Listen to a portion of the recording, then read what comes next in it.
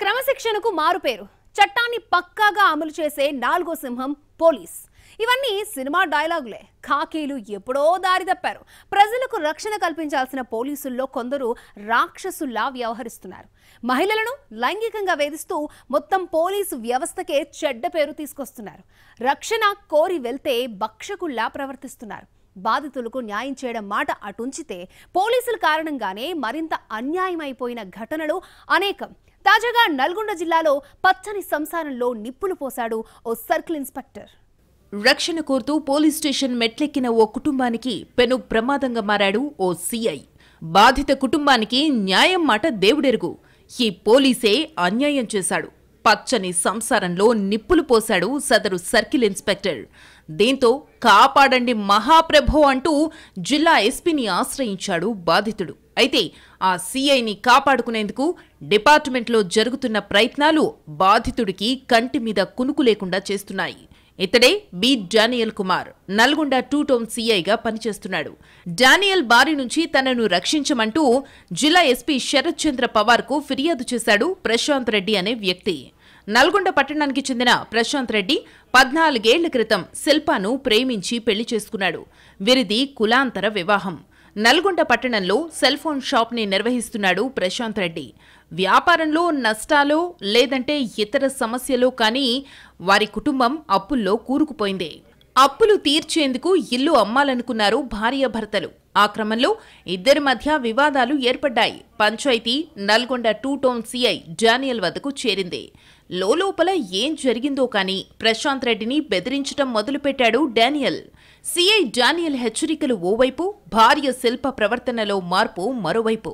ఈ రెండూ అనుమానాస్పదంగా ఉండడంతో తన భార్య శిల్ప సెల్ ఫోన్ చెక్ చేశాడు ప్రశాంత్. సీఐ డానియల్ శిల్పతో చేసిన WhatsApp chats, WhatsApp calls, video calls, అందులో ఉన్న ఫోటోలు, వీడియోలు చూసి ప్రశాంత్ రెడ్డి షాక్ అయ్యాడు. సీఐ డానియల్ శిల్పాల మధ్య సంబంధం ఉందన్న విషయాన్ని తెలుసుకున్నాడు ప్రశాంత్ రెడ్డి.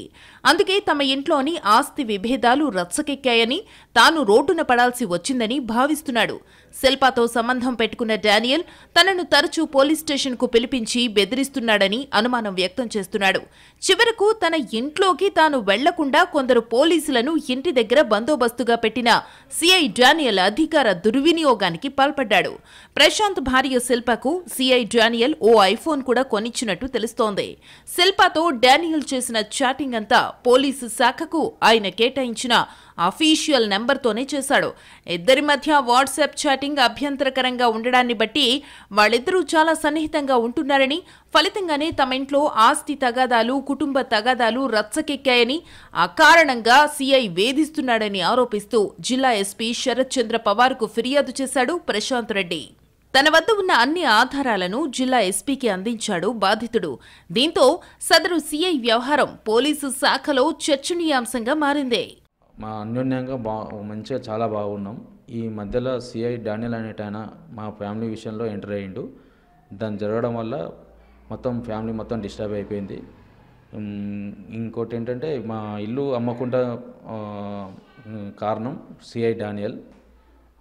దానివల్ల అమ్మకుండా నన్ను ఇంటి దగ్గర రానియకుండా ఒక 1 మంత్ పైన నన్ను బయట ఉంచిండు, ఇంటికి రానియకుండా చేసిండు. ఈ సీఐ డానియల్ వల్ల మా సంసారం మొత్తం ఆగమైపోయింది. ఇంకోటి పెళ్లి చేసుకుందామనే స్టేజ్కి పోయారు వాళ్ళు. ప్రశాంత్ రెడ్డి ఫిర్యాదుతో సీఐ డానియల్ వ్యవహారంపై విచారణకు ఆదేశించారు జిల్లా ఎస్పీ.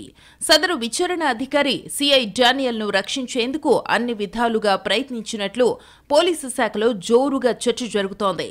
గుట్టుచప్పుడు కాకుండా ఆరోపణలు ఎదుర్కొంటున్న సదరు సీఐకి క్లీన్ చిట్ ఇచ్చి జిల్లా దాటించేందుకు సదరు విచారణ అధికారి చాలా ప్రయత్నాలే చేసినట్టు సమాచారం. దీంతో జిల్లా ఎస్పీ స్పెషల్ బ్రాంచ్ అధికారుల చేత మరో విచారణ కూడా చేయించినట్టు తెలుస్తోంది. మొత్తంగా సీఐ వ్యవహారం పోలీసు శాఖ పరువును బజారులో నిలబెడితే ఆయన్ని రక్షించేందుకు జరుగుతున్న ప్రయత్నాలు డిపార్ట్మెంట్ తల దించుకునేలా ఉన్నాయని ఖాకీల్లో టాక్. గతంలో నల్గొండ రూరల్ పిఎస్లో ఎస్ఐగా పనిచేసిన డానియల్ అక్కడే పనిచేసే హోంగార్డు భార్యను కూడా వేధించినట్టు తెలుస్తోంది. అది అప్పట్లో రచ్చకెక్కే ముందే ఆమెకు పెద్ద మొత్తంలోనే చెల్లించుకున్నాడట. నల్గొండ సీఐగా రావడానికి ముందు పనిచేసిన జిల్లాలో ఇలాంటి వ్యవహారం ఒకటి ముదిరి పాకాన పట్టం, అది కాస్త రచ్చకెక్కక ముందే చాలా తెలివిగా ఆ జిల్లాను దాటేసినట్టు పోలీసు శాఖలోనే చర్చ జరుగుతోంది.